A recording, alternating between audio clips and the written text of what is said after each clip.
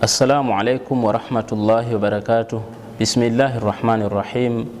Alhamdulillahi rabbil alamin wa salatullahi wa salamuhu ala nabiyyina Muhammadin wa ala alihi wa sahbihi ajma'in wa ba'du. Karibuni ndugu zangu wapendwa katika darsa yetu mpya ya kitabu An-Nasaihu ad-Diniyya wal Wasaya al-Imaniyya. Kitabu hiki An-Nasaihu ad-Diniyya wal Wasaya al-Imaniyya kimetungwa na al-Allama Al-Habib Abdullah ibn Alawi Al-Haddad rahimahullahu ta'ala, mwanachuoni ambaye amezaliwa mwaka 1132 na amefariki mwaka 1044. Tunamwomba Allah subhanahu wa ta'ala muingize katika rehema zake pamoja nasi sote. Kwa kweli kitabu hiki ni miongoni mwa vitabu muhimu sana ambavyo Muislamu anapaswa kuvisoma. Ndani ya kitabu hiki, mbali na jina lake ni An-Nasaihu ad-Diniyya wal Wasaya al-Imaniyya, kwa maana ya nasaha za kidini na wasia za kiimani. Ndani ya kitabu hiki Muislamu akikisoma atajifunza mambo mengi, mbali na akhlaq, zile tabia ambazo Muislamu anatakiwa ajipambe nazo, lakini pia atajifunza aqida yake. Kiufupi atajifunza Qur'ani na Sunna kwa ujumla wake. Ndani ya kitabu hiki atajifunza mambo mengi, na sisi inshallah tumekichagua hiki, tutasoma mstari baada ya mstari, na leo itakuwa ni kama utangulizi tu wa darsa yetu hii. Mwanzoni mwa kitabu hiki, katika mukaddima, utangulizi, Sheikh ameanza bismillahir rahmanir rahim, kwa jina la Allah mwingi wa rehma na mwenye kurehemu. Wala hawla wala quwwatan illa billahi al-aliyyil azim. Wala hawla, na hakuna uwezo au ujanja, wala quwwata, wala nguvu, yani hakuna ujanja na nguvu, illa billah, isipokuwa ni kwa Allah, al-aliyyi, aliye mtukufu, al-azim, aliye mkuu. Maana yake nini ibara hii? Maana yake hakuna uwezo wala ujanja wa mtu kuweza kuyaepuka maasi, au tafsiri nyingine hii wala haula, maana yake hakuna uwezo wa mtu kujiepusha, kujikinga na madhara. Wala quwwata, wala nguvu, yani na nguvu pia hakuna ya mtu kuweza kujiongoza mwenyewe akafanya mema, au nguvu katika tafsiri nyingine ya kuweza kujiletea manufaa. Kwa ujumla ni kwamba kuweza jambo lolote kulifanya na kupata nguvu ya kulifanya hilo ni jambo ambalo linawafikishwa na Allah, linawezeshwa na Allah subhanahu wa ta'ala. Na ndio maana tunasema unapomwona mtu amepotoka, si vyema kumsema vibaya kwa sababu ya upotofu wake. Mnasihi na umuombe dua Allah muongoze, kwa sababu kule kuongoka, ukijiona wewe unafanya mema na unaacha maovu, hiyo ni neema ambayo Allah subhanahu wa ta'ala amekupa, si kwa ujanja wako, si kwamba wewe ni mjanja sana na una nguvu na uwezo wa kuweza kuepuka maasi na kuyafanya mema. Hiyo ni kwa taufiki ya Allah, ni kwa sababu ya kuwezeshwa na Allah. Kwa hiyo tunaposema wala haula wala quwwata illa billah, manake hakuna uwezo wala nguvu isipokuwa ni kwa Allah, yani kwa uwezo wa Allah, al-aliyyil azim, aliyemtukufu, aliyemkuu. Subhanaka, utakasifu ni wako. La ilma lana, hakuna elimu kwetu, kwa maana sisi hatuna chochote tunachokijua ewe Allah. Illa ma allamtana, isipokuwa kile ulichotufundisha. Innaka, hakika wewe Allah, antal alimu, ni wewe ndiye mjuzi wa kila kitu, yani ni wewe tu kwa hakika ndiye mjuzi wa kila kitu, hakuna ajuaye kila kitu. Al-Hakim, mwenye hekima, yani hekima ambayo haina mipaka, hekima ambayo haina ukomo, hakuna mwenye hekima zaidi yako. Kisha shekhe akaendelea, alhamdulillahi rabbil alamin, sifa njema ni zake Allah, kwa maana yeye ndo mwenye kusifiwa kwa kila sifa njema na hasifiwi kwa sifa za mapungufu. Rabbil alamin, mola mlezi wa viumbe wote. Tunaposema Rabbi, maana yake ni kwamba Allah ndio mlezi, yani kwa maana ndiye anayeruzuku viumbe wote, ndiye anayewasimamia na kuendeshea mambo yao viumbe wote, ndiye aliyewaumba. Kwa hiyo sifa njema ni zake Allah subhanahu wa ta'ala, zinamstahikia yeye kila sifa njema zisizo na mapungufu. Alladhi, mola mlezi ambaye ja'ala ad-da'wata ila al-huda, amelifanya jambo la kulingania uongofu. Ja'ala ad-da'wata, ameifanya da'wa, yani amejalia kule kulingania ila al-huda, kulingania kwenye uongofu, kwa maana kuwalingania watu waelekee uongofu. Wadalalata ala alkhairi, na kuonyesha khairi. Wanasihata lilmuslimina, na kuwanasihi Waislamu. Amejalia mambo haya min afdali alqurbati, ni katika mambo bora zaidi ya kujikurubisha kwa Allah subhanahu wa ta'ala. Yani kwa maana Allah anastahiki sifa, Allah ambaye amelijalia jambo la kuwalingania watu, jambo la kuwanasihi watu katika kheri, jambo la kuwaonyesha watu kheri, ni katika amali, ni katika ibada, ni katika jambo ambalo ni la kujikurubisha mno kwa Allah subhanahu wa ta'ala, katika mambo ya kujikurubisha kwa Allah. Kwa hiyo amelifanya jambo hili likawa min afdalil qurbati, ameyafanya mambo haya kuwa ni katika afdalil qurbati, mambo bora zaidi ya kujikurubisha kwa Allah. Wa arfa'id darajati, na amejalia mambo haya ni yenye daraja ya juu kabisa. Wa ahammi, na ni mambo muhimu. Wa ahammi almuhimmat, na muhimu mno katika mambo muhimu. Wa ahammi, na muhimu mno almuhimmat, katika mambo muhimu fi dini, katika dini. Kwa maana Allah ndo amejalia jambo la kulingania, jambo la kuonyesha khairi, jambo la kuwanasihi Waislamu ni katika afdalil qurbati, mambo ya kujikurubisha yaliyo bora zaidi, na ni mambo yenye daraja za juu kabisa, na ni mambo muhimu zaidi katika dini. Wadhalika, na jambo hilo, sabilu anbiyai, ndiyo njia ya manabii, yani jambo la kulingania kwenye khairi na kuwanasihi Waislamu, jambo hilo sabilu anbiya illahi, ndiyo njia ya manabii wa Allah, wal mursalina, na mitume, wa auliyaihi salihina, na vipenzi wake wema. Katika chapa hii nilo nayo mimi, ikiwa na wewe una chapa kama hii yangu, basi hapa kwenye wadhalika sabilu anbiya illahi imeandikwa wadhalika sabilu anbiya illahi almursalin, lakini hapa kuna wao anbiya, wadhalika sabilu anbiya illahi walmursalin, na hiyo ni njia ya manabii wa Allah na mitume. Nabiyu na rasul kuna tofauti kidogo, wanachoona wameieleza, na tofauti kubwa ambayo wameieleza wengi ni kwamba nabii yeye huwa haji na sheria mpya nabii, bali huwa anaelezea yale ambayo yamefundishwa na mtume aliyepita kabla yake. Kwa hiyo nabii anakuwa anakuja kukumbusha tu yale ambayo ameyaleta rasul ambaye amepita kabla yake. Rasul sasa ndo anakuwa anapewa sheria mpya pia, na kwa hivyo rasul ni nabii pia, lakini nabii huwa si rasul. Kwa hiyo njia ya kulingania watu katika khairi na kuwanasihi ndio njia ya manabii na mitume, wa auliyaihi salihin, na vile vile ndio njia ya vipenzi wake Allah waliowema, wal ulamai al-amilin, na wanachuoni wanaofanyia kazi elimu. Hii ndio njia wanayopita kuwanasihi watu khairi.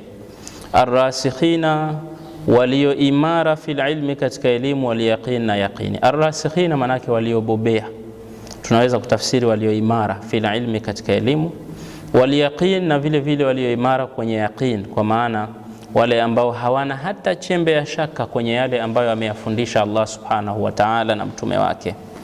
Kwa hiyo hawa wote manabii, vipenzi wa Allah, maulama, wote hawa njia yao ndio ilikuwa njia hii ya kuwalingania watu katika khairi na kuwafundisha. Kwa hiyo anayefanya njia hii ya kuwanasihi watu na kuwaonyesha khairi, basi huyo anapita katika njia ile waliopita manabii na mitume na waja wema. Naam, wa sallallahu, na rehma za Allah, wa sallam, na amani, ala sayidina, ziwe juu ya bwana wetu, wa maulana, na msimamizi wetu. Maulana hapa kwa maana msimamizi wetu au kipenzi chetu, yule ambaye anatusimamia na kutuongoza, ambaye ni Muhammad sallallahu alayhi wasallam, ar-rasulil amini, mtume mwaminifu kwa maana anayeaminiwa, wal habibi, na kipenzi kwa maana anayependwa na Allah subhanahu wa ta'ala, al-makin, mwenye nafasi ya juu, mwenye nafasi kubwa mbele ya Allah, na ni kipenzi chetu pia sote. Khatamin nabiyina, mwisho wa manabii, wa imamil muttaqina, na kiongozi wa wacha Mungu, wa sayyidina, ni bwana as-sabiqina, wa waliotangulia, wallahiqina, na wanaofuata mbele, wa ala alihi, na vile vile rehma za Allah na amani ziwe juu ya watu wake, wa ashabihi, na wa masahaba zake, wa ala alihi, na vile vile juu ya jamaa zake waliomfuata, wa ashabihi, na masahaba zake, almukhlisina, wenye ikhlas. Almukhlisina manake wenye kufanya ibada kwa ajili ya Allah tu, ndo ikhlas, kwa maana wanafanya ibada si kwa ajili ya kujionyesha wala kutaka maslahi ya kidunia. As-sadiqina, walio wa kweli, kwa maana waliomwamini Allah subhanahu wa ta'ala kikweli kweli, wakafuata yale ambayo Allah subhanahu wa ta'ala ameyaleta kwetu, wakayafuata kikweli kweli bila ya kubabaisha. Si wababaishaji hawa, as-sadiqin ni wa kweli, sio babaishaji. Wa ala tabi'ina lahum bi ihsani, na amani na rehma ya Allah pia iwe juu ya wale waliowafuata hawa kwa wema. Wa ala tabi'ina lahum, na juu ya wale waliowafuata wao bi ihsani, kwa wema, ila yaumiddin, mpaka siku ya malipo. Rehma na amani ziwe tu juu yao siku zote, Allah washushe rehma na amani mpaka siku ya malipo. Huu ulikuwa ni utangulizi katika kumsifu Allah subhanahu wa ta'ala, lakini ndani yake shekhe ameonyesha kwamba jambo la kutoa nasaha kwa Uislamu na kuonyesha kheri ni katika amali muhimu mno, na ni katika mambo ambayo mtu humkurubisha kwa Allah subhanahu wa ta'ala. Kwa hiyo ni amali muhimu kuwaongoza watu katika kheri, na vile vile hii ndio njia ya mitume, manabii na watu wema. Amma ba'du, shekhe anasema ama baada ya hayo, faqad qala Rasulullah sallallahu alayhi wasallam, hakika mtume sallallahu alayhi wasallam alisema, innamal a'malu, innama, hakika si vingine, al-a'malu binniyati, matendo ni kwa nia. Yani maana yake matendo hulipwa kwa mujibu wa nia. Wa innama, na hakika si vingine, likulli mri'in, hupata au humiliki kila mtu maanawa kile alichokinuia, hupata mtu kile alichokinuia, kwa maana mtu analipwa kwa mujibu wa nia yake. Hadithi hii wanachuoni huwa wanapendelea kuifungulia vitabu vyao, iwe kama ni uzinduzi kwa Muislamu, kwamba si tu katika ibada zake, yani ibada zake maalum labda zile kubwa kubwa, katika mambo yake yote ahakikishe anaichunga nia yake katika kutafuta kwake elimu, bali hata yale mambo ya kawaida tu anayoyafanya ya kimaisha, awe kila wakati akiichunguza nia yake na kuifuatilia. Anapoona hapa nia yangu imeshaenda kombo, basi aisafishe, airudishe katika usawa. Unajua wakati mwingine unaweza ukaona nia nzuri mwanzoni, lakini baadaye nia ikabadilika. Inawezekana umetoka ukatoe sadaka kwa nia njema, lakini ukifika pale ambapo unatoa ile sadaka, sasa watu wakaanza kukusifu, ukaona kwa sifa hizi nilizopewa bora niongeze ili nisifiwe zaidi. Yani nia ikaanza kuchafuka. Kwa hiyo nia pia inaweza kuchafuka katikati ya safari yako ya ibada au mwishoni mwa safari yako ya ibada. Kwa hiyo kila wakati uwe ni mwenye kuichunga ile nia. Na ndio maana wanachuoni wanaiweka hadithi hii mwanzoni kabisa mwa vitabu vyao, ili kumtanabahisha Muislamu kwamba amali yoyote ni nia. Ikiwa umemsaidia mtu lakini nia yako ili usifiwe au upate kitu fulani, maslahi fulani, basi utapata hayo maslahi na hizo sifa, lakini hutopata malipo kutoka kwa Allah subhanahu wa ta'ala. Ikiwa umeswali ili labda unyamazishe watu ambao wanakupigia makelele uswali, kwa hiyo ukaona swali ili wanyamaze, au unaswali ili uambie unaswali, unajionyesha, utapata hicho unachokitaka, lakini kwa Allah utakuwa huna fungu lolote la kheri. Kwa hiyo mtu hulipwa kwa mujibu wa kile anachokinuia. Haitazamwi kile kitendo tu unachokifanya, inatazamwa nia yako. Kwa hiyo wakati mwingine kitendo kinaweza kikadhihiri katika muonekano wa kama kwamba vile ni kibaya, lakini kikawa kwa nia yake nzuri kikawa ni chenye kulipwa kheri, na kinaweza kikadhihiri kitendo kwa dhahiri yake kikaonekana kama ni kitendo kizuri, lakini kikawa nia yake ni mbaya, kikalipwa kikalipwa malipo mabaya mbele ya Allah subhanahu wa ta'ala, kwa sababu inawezekana mtu akawa anajionyesha. Riya ni shirku asghar, riya ni shirkun asghar, ni shirki ndogo. Sasa Mtume sallallahu alaihi wasallam ametuambia maneno haya, tunatakiwa tuyazingatie. Na Mtume akasema, faman kanat hijratuhu, yule ambaye kanat hijratuhu, kumekuwa kuhama kwake, ila Allah, ni kwa kumwelekea Allah wa rasulihi, na mtume wake, fahijratuhu, basi kuhama kwake, ila Allahi wa rasulihi, itakuwa ni kwa kumwelekea Allah na mtume wake. Hapa Mtume sallallahu alaihi wasallam alikuwa anawatanabahisha, anawazindua masahaba zake, bali alikuwa anatuzindua mpaka sisi sote. Tunajua sote kwamba Mtume sallallahu alaihi wasallam wakati anaanza safari yake ya kulingania pale Maka alipata tabu sana. Yani pale Maka palikuwa panatawaliwa na vigogo wa ukafiri, maana wale vigogo walikuwa wanatawala Maka ni makafiri. Kwa hiyo pale mwanzo Mtume analingania, ole wako umkubali Muhammad. Ukimkubali tu Mtume, wewe huenda ukapoteza mpaka maisha au ukateswa sana, labda uwe una familia inayokuhami, inayoogopeka pale Maka. Sasa haya mateso yalipozidi, wakahama Waislamu kutoka Maka kuja Madina, akiwemo yeye mwenyewe sallallahu alaihi wasallam. Na Madina huku walipokelewa vizuri, kwa sababu Madina walipata habari ya Mtume kabla hata hawajamuona Mtume, na wakamkubali. Na hii ni kuonyesha kwamba walikuwa waadilifu na walisoma habari zilizomo katika vitabu vilivyotangulia. Kwa walijua kwamba kuna bishara ya utume, yatakuja mtu mwenye sifa hizi na hizi ambaye ameshatajwa katika vitabu vilivyotangulia.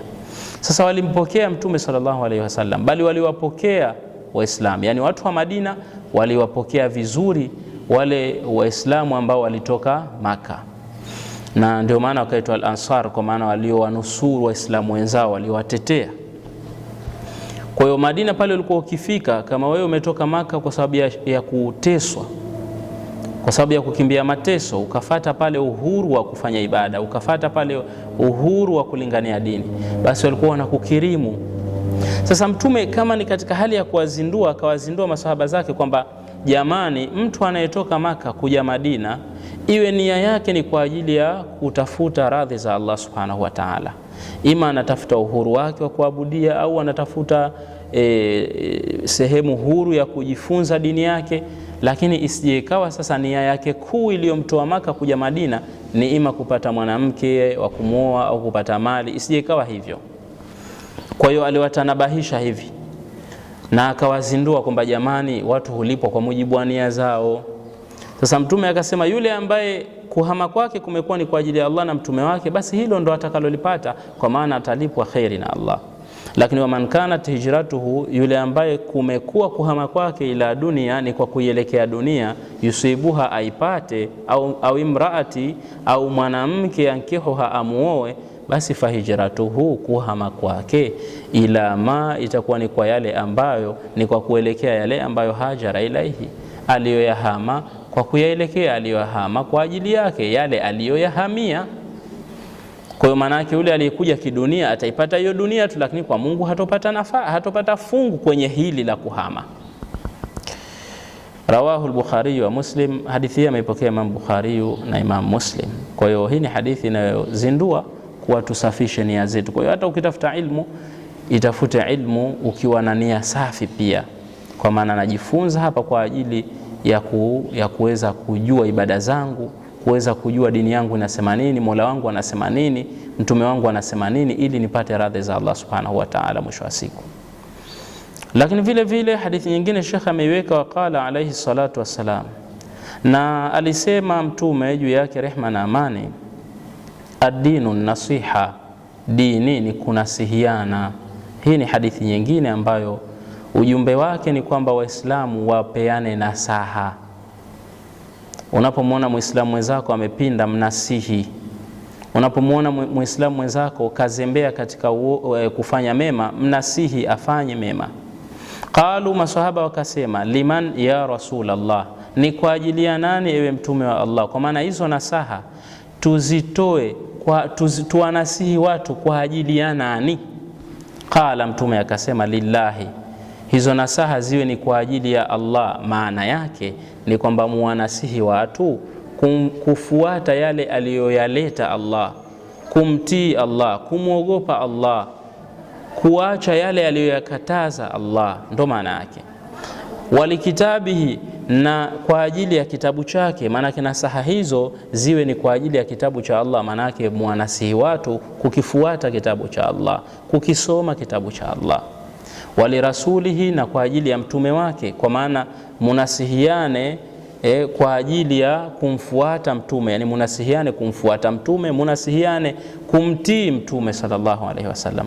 Wali aimmatil muslimina, na vile vile iwe nasaha kwa ajili ya viongozi wa Waislamu, kwa maana munasihiane kuwatii, kuwasikiliza, kuwaheshimu viongozi wa Waislamu. Wa ammatihim, na watu wao wote kwa ujumla. Ammatihim manake watu wao wote kwa ujumla. Manake nasaha iwe munasihiane kwa ajili ya watu wote, kuwafanyia wema watu wote, kuto kuwaudhi, kuto kuwadhulumu, kuwafanyia kheri kwa ujumla. Kwa hiyo nasaha iwe kwa ajili ya mambo hayo, mnasihiane kwenye haya. Rawahu Muslim, ameipokea Imam Muslim. Kwa hiyo dini ni nasaha, na ndio maana Sheikh kitabu chake hiki ndani yake kuna nasaha ameziweka muhimu sana. Ndo anasema hapa Sheikh rahimahullahu ta'ala, wa hadha kitabun, na kitabu hiki alafnahu, tumekitunga, wa jama'na fihi, na tumekusanya ndani yake, nubadhan, dondoo. Nubadha ni jamu ya nubdha, kwa maana maelezo, sehemu ya maelezo, dondoo.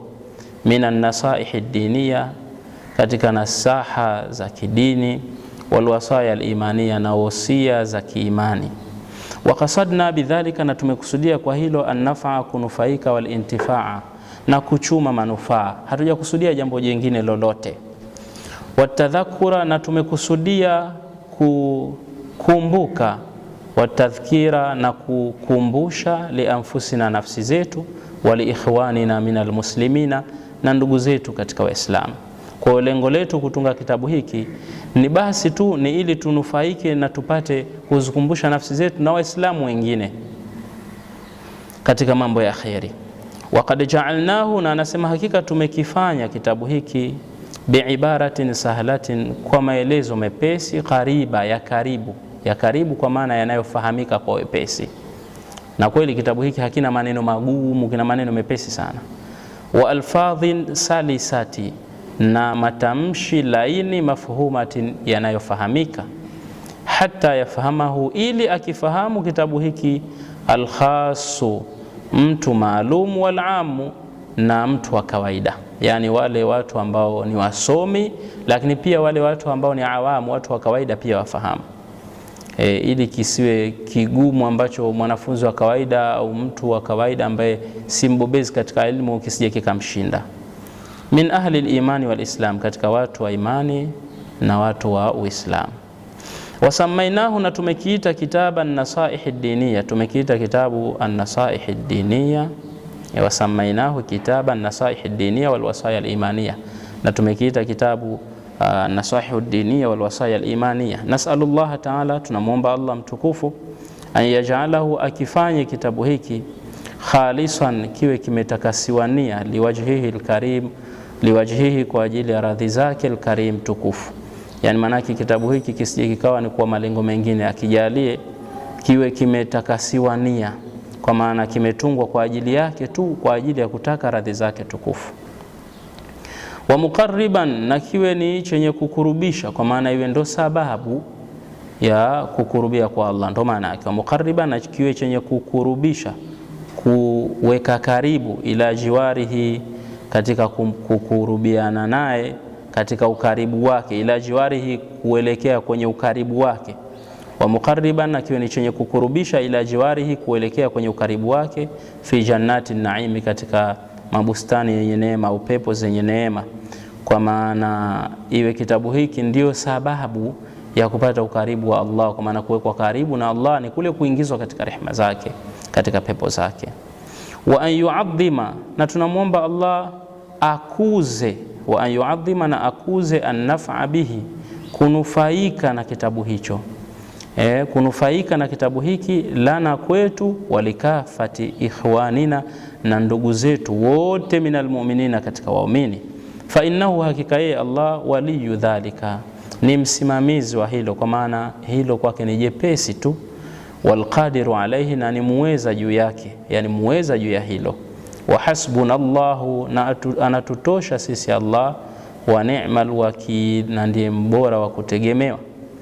Wama tawfiqi, na haikuwa kuwezeshwa kwangu, illa billah, isipokuwa ni kwa Allah. Allah yeye ndo aloniwezesha.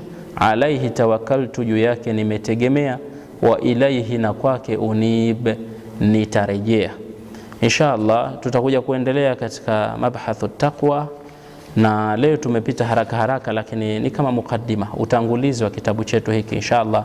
Lakini kadri tunavyoenda tutajitahidi kutolea ufafanuzi kwenye yale ambayo tunayafundisha kupitia kitabu hichi insha Allah taala. Tutaendelea darasa zetu, na usiache kuzifuatilia pia kupitia hapa Haji Upepo Online TV insha Allah. Wajazakumullahu khaira. Assalamu alaikum warahmatullahi wabarakatuh. Ndugu zangu wapendwa Waislamu, napenda niwajulishe hasa wale wapenzi wetu wanaotufuatilia na ambao wako tayari kutuunga mkono kwa hali na mali.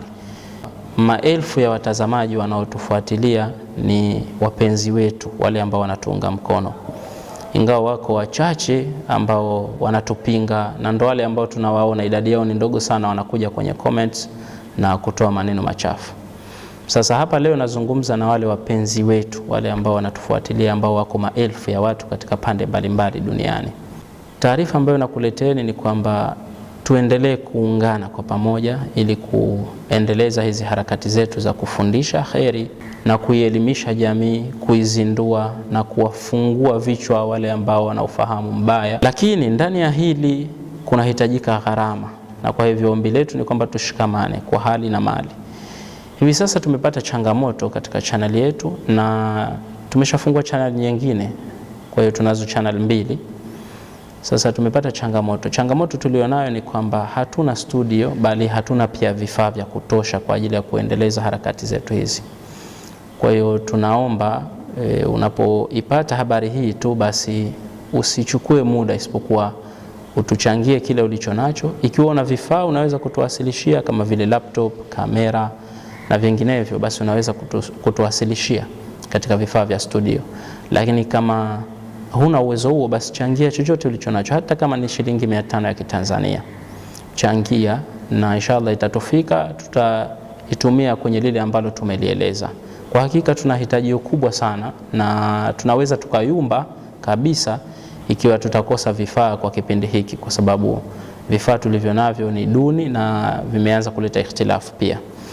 Tunatarajia mtalipokea hili na mtatuma hivi sasa sadaka zenu katika namba zetu, na hatutarajii lichukue muda mkubwa, kwamba labda siku 5 kutoka leo. Tunatarajia inshallah ndani ya siku hizi tulizo nazo. Lakini pia tuna lalamiko kwenye hili. Tunasikitishwa sana na pale tunapotoa taarifa kama hii, kwa sababu tulishatoa hapo nyuma, bali tulifika wakati tukasitisha kabisa darasa kwa sababu ya kukwama na vifaa vilileta ikhtilafu. Sasa tunapotoa tangazo kama hili, masikitiko yetu ni kwamba wale wapenzi wetu hawajali, yani hawaonyeshi mshikamano. Kila mmoja anamtegea mwenzake, kila mmoja kwamba mwenzangu atachangia, kila mmoja anasema mwenzangu atachangia. Kwa hiyo mwisho wa siku hakuna anayechangia hata mmoja, kwa sababu kila mmoja kamtegea mwenzake. Na kwa hivyo kila anayepata taarifa hii, basi awasilishe mchango wake kwenye nambari zetu hizo, au wasiliane nasi moja kwa moja inshallah, kama ana vifaa vyenyewe atuletee. Shukran sana, wajazakumullahu khaira.